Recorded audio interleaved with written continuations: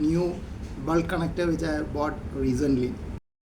The usual problem for me in case of this type of connector is to solder here, and I was not able to do that, and you can see that I have connected it by twisting the wire and there will be a loose contact.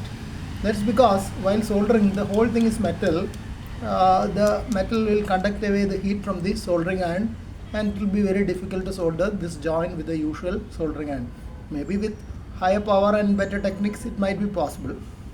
In this case, I have dismantled the new connector, and you can see that I just have to solder this point, the inner conductor, which will be usually easy because it is surrounded by non-conducting material.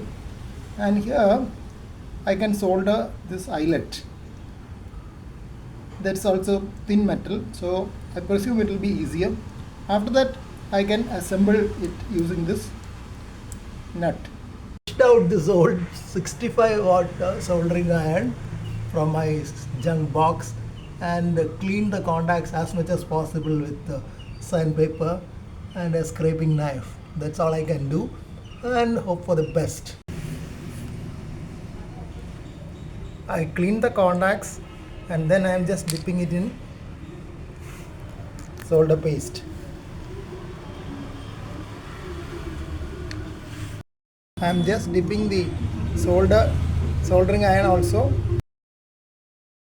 collecting a little bit of solder on this.